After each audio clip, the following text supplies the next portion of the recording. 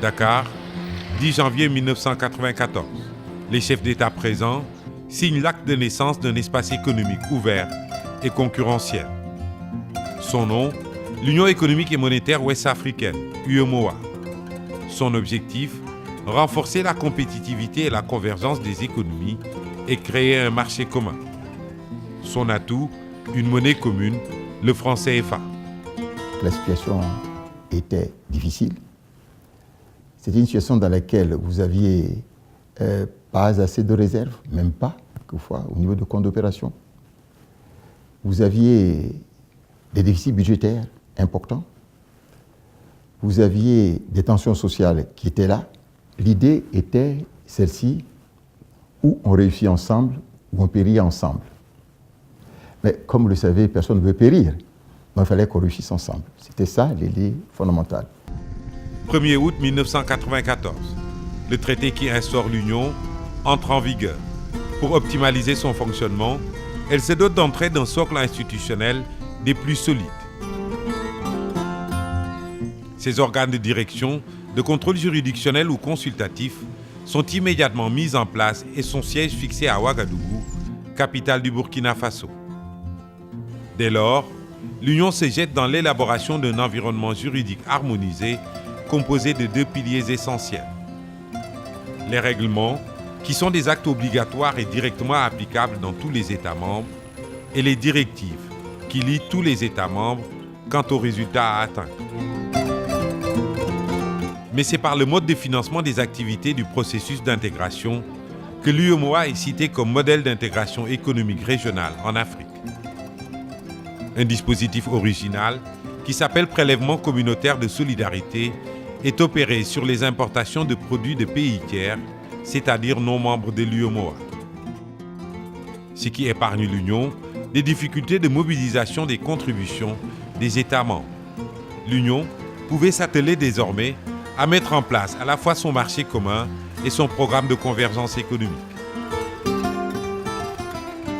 La convergence a d'abord permis de discipliner les États, de stabiliser le cadre macroéconomique et donc de favoriser la croissance. C'est un instrument qui est utile,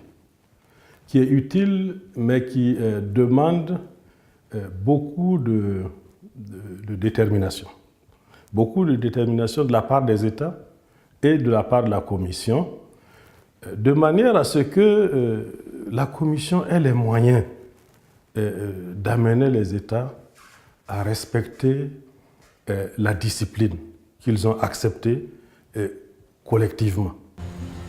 Réforme macroéconomique au sein des États à l'échelle de l'Union, réforme commerciale, fiscale et douanière, cadrage de programmes communs dans les grands secteurs de production de biens donne lieu à une série de politiques communes touchant l'industrie, les mines, l'énergie, l'agriculture, l'aménagement du territoire, la sécurité alimentaire et nutritionnelle, l'environnement, le développement humain et culturel, mais aussi la paix et la sécurité. Désormais, dans cette ère géographique, les hommes et les femmes qui en sont les citoyens partagent comme premier droit la liberté d'aller et de venir d'un pays à un autre, de s'établir et d'exercer leur profession. Cette liberté s'étend aussi à la circulation des biens, des capitaux et des facteurs de production.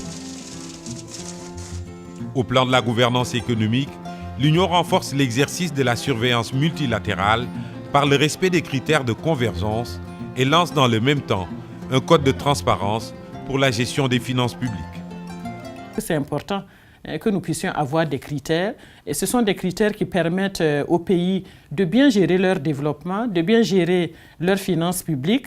Et quand vous voyez par exemple les résultats au niveau de notre Union, c'est quand même un taux de croissance de 6,6%, quand même près de 7% de taux de croissance au niveau de la région. C'est très important. Ailleurs, vous ne voyez pas ce niveau de performance. Nous avons une inflation qui est maîtrisée. Ça, c'est un élément important. Au niveau du déficit budgétaire, cela reste un défi. Mais construire un espace économique commun, c'est aussi et d'abord satisfaire les besoins des populations. En janvier 2004, l'organisation sous-régionale lance un vaste programme communautaire de développement le programme économique régional PAIR, avec la construction de corridors routiers, la formation de la ressource humaine, l'amélioration de l'environnement des affaires et la facilitation des échanges intracommunautaires et internationaux. L'Union grandit et aucun secteur de la vie économique et sociale n'échappe au progrès qu'elle enregistre. C'est une success story d'intégration économique et monétaire et commerciale en Afrique de l'Ouest qui gagne à être plus connue. L'Organisation mondiale du commerce a d'ailleurs estimé que l'UEMOA était une zone exemplaire en termes, et pilote dans toute l'Afrique, en termes d'intégration économique, et monétaire et commerciale, même s'il y a encore beaucoup de chantiers qui doivent être engagés. Mais 25 ans après sa naissance, alors qu'elle quitte l'adolescence pour entrer dans le monde des adultes, l'Union doit faire face à plusieurs défis nouveaux que lui impose un monde en mutation. La conférence des chefs d'État et de gouvernement, à l'issue de sa session d'avril 2017, a effectivement fixé de nouvelles orientations aux organes de l'Union pour poursuivre leur mission en tenant compte des contraintes et des risques qui pèsent sur les États eux-mêmes et sur l'institution régionale. Donc il ne s'agit pas de remettre en cause les objectifs initiaux du traité fondateur, ces objectifs que sont la recherche de compétitivité et de convergence des économies, la création d'un marché commun, la définition de politiques sectorielles dans les secteurs réels et sociaux et l'harmonisation des législations.